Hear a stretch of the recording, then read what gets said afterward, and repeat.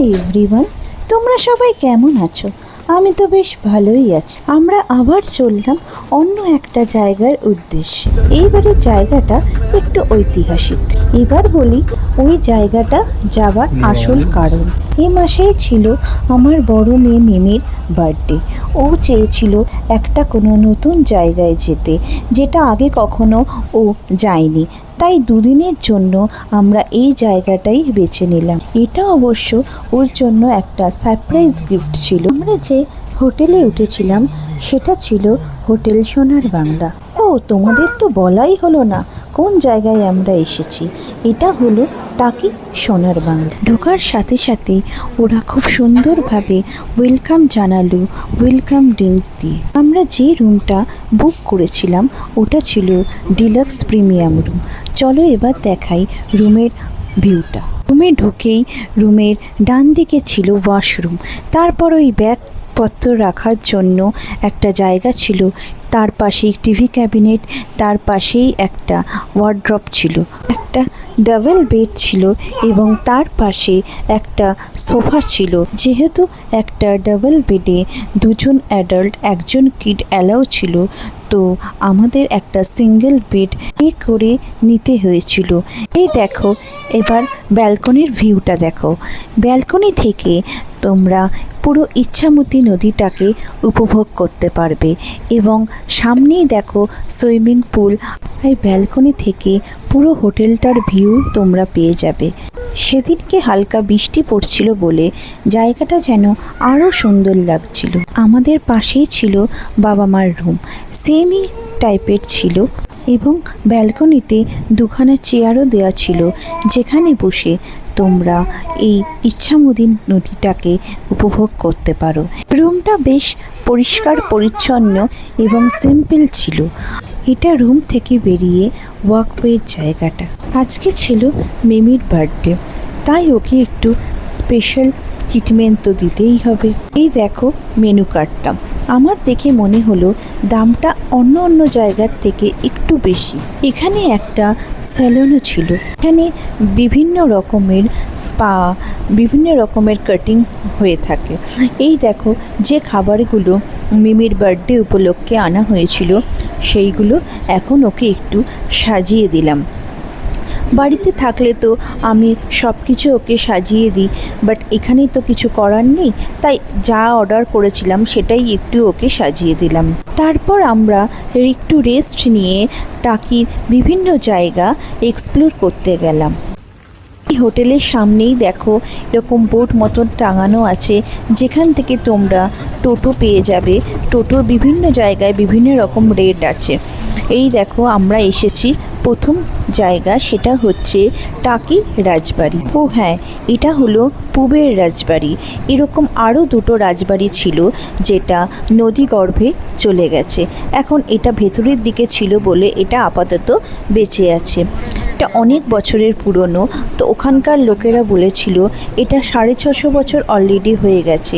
দেখো একটা দুর্গা দালান, যেটা প্রত্যেক বছর দুর্গা পুজো হয়, আর এই রাজবাড়ি উত্তরসূরিরা এখানে আসে পুজোর সময়। এটা হলো তখনকার দিনে ছেলেদের চানের ঘাট ও মেয়েদের চানের ঘাটও আলাদা ছিল। এই দেখো যে সমস্ত জিনিসগুলো পুজোর সময় ব্যবহার হয় সেগুলোই ওরা এখানে রেখেছে দর্শনের জন্য। এই বড় বড় দাগুলো দেখছো না, এইগুলো দিয়ে এখনো পর্যন্ত বলি হয়ে থাকে। আগে হতো মহিষ বলি, তো এটা অনেক দিন হয়েছে উঠে গেছে, এখন ফল আর সবজি বলি হয়ে থাকে। এই দেখো দুর্গা পুজোর সময় কিভাবে সেজে ওঠে, কিভাবে ভোগ দেওয়া হয়, সব ফটোগুলো ওরা টাঙিয়ে রেখেছিল। আর হ্যাঁ, এখানে একটা ব্যাপার হলো, এই দুর্গা প্রতিমা যতক্ষণ না ভাসান হবে টাকির আর কোনো দুর্গা প্রতিমা ভাসান যাবে না। এটা প্রথমে ভাসান হবে, তারপর টাকি সমস্ত হাসনাবাদের সমস্ত দুর্গা ঠাকুর ভাসান হয়। আর এই দুর্গাপুজোর সময় অনেক মানুষকে বিনা পয়সায় ওরা খাবার বিতরণ করে থাকে। এই দেখো, এটা হলো আরেকটা রাজবাড়ি। কদিন আগে একটা সিনেমা রিলিজ হয়েছিল না, রক্তবীজ 2, তো এটা এখানেই শুটিং হয়েছিল। তো আরও অনেক সিনেমা এখানে শুটিং হয়ে থাকে।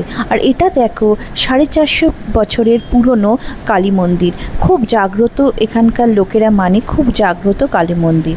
এখানকার মা এতটাই জাগ্রত, তো ওখানকার লোকজনের কাছ থেকে আমরা বিভিন্ন অলৌকিক ঘটনা শুনলাম। তার মধ্যে একটা ছিল মায়ের সন্ধেবেলায় চায়ের নিবেদনের গল্প, তোমাদের অন্য কোনো সময় বলবো। এই দেখো, এবার আমরা এলাম টাকি রাজবাড়ি ঘাট। একটু দিন থাকতে থাকতে, বিকাল থাকতে থাকতে এলে এই জায়গাটা খুবই সুন্দর। আর এটা দেখো টাকির রামকৃষ্ণ মিশন। তারপর আমরা হোটেলে ফিরে এলাম। তো সন্ধেবেলার দেখো হোটেলটার ভিউটা দেখো, খুবই সুন্দর। কিন্তু আমার মনে হয় সন্ধেবেলার ভিউয়ের থেকে দিনের বেলার ভিউটা এখানে বেশি সুন্দর। দেখো চারপাশটা ঘুরে আমরা আবার রুমে চলে গেলাম ফ্রেশ হওয়ার জন্য।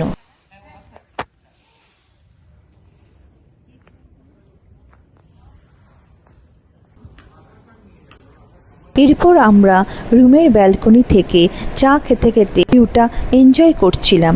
তারপর দেখো স্ন্যাক্স অর্ডার করেছিলাম, সেটাও এসে গেল। এরপর আমরা যাব হোটেলেরই একটা ইনডোর গেমিং জোন আছে। এখানে আসার পর তো দুজনেই খুবই খুশি। ছোট মেয়ে মিঠি এই সমস্ত খেলনাগুলো দেখে এত খুশি হয়েছে যে আমার বড় মেয়ে মিমির সাথে খেলতে আরম্ভ করলো। আসলে এই এজের বাচ্চারা এরকম একটা গেমিং জোন পেলে খুবই খুশি হবে। তারপর কিছুক্ষণ পর ও নিজের একটা বন্ধুও পেয়ে গেছিল, তো তার সাথেই খেলছিল। আর বড় মেয়ে মিমি খেলছিল ও নিজস্ব গেম। দেখো মিঠি খুবই মজা করছে। আর এই এজের বাচ্চাদের জন্য এটা একটা আদর্শ জায়গা। মিমিও এই গেমিং জোনটা দেখে এত খুশি হয়েছে, সবই ও খেলবে। তাহলে আমরা একটু লেটে গিয়েছিলাম, তো তাই ওটা বন্ধ হয়ে গিয়েছিল। ওটা আসলে খোলা থাকে সকাল 10টা থেকে রাত্রি 9টা পর্যন্ত। তো আমরা একটু যেতে দেরি করে নিয়েছিলাম। তারপর মিমি বলল, মা তুমি একটু আমার সাথে খেলো। তা আমি আর মিমি মিলে দুজনে একটু খেললাম। তারপর ও ওর বাবার সাথে একটু খেললো। তারপর আমরা রুমে চলে গিয়েছিলাম। আসলে সন্ধ্যেটা কাটানোর জন্য এই গেমিং জোনটা খুবই ভালো, বড়দের বাচ্চাদের দুজনেরই।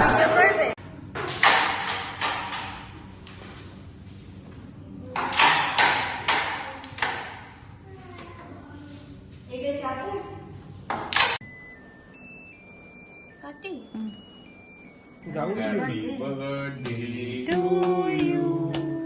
Happy birthday to you. Happy birthday dear Chongjuta. Happy birthday to you. তারপর রুমে এসে আমরা মিমির বার্থডে সেলিব্রেশন করলাম। ছোট একটা কেক আগে থেকেই নিয়ে এসেছিলাম, তো সেটাই একটু সাজিয়ে গুছিয়ে ও কেক কাটিং করলো। অবশ্য আগের দিন রাত্রে 12টার সময় একটা কেক কাটা হয়েছিল বাড়িতে, বাট ও বলল জন্মদিনের দিনেই যদি কেক না কাটা হয় তাহলে আর জন্মদিন কী হলো। তো তাই জন্যই আমরা আগে থেকে কেকটা এনে রেখেছিলাম, তো ওইটাই কাটলো। আর মিঠি তো দেখে কতক্ষণে খাবে। তারপর ব্যাস কেক খাওয়া হয়ে এলো। ওর পছন্দের ডিনার আমরা অর্ডার করেছিলাম, সেই ডিনার খেয়ে ব্যাস দিনটা এইভাবেই কেটে গেল ওর বার্থডেটা। তোমরা ভালো থেকো, সুস্থ থেকো।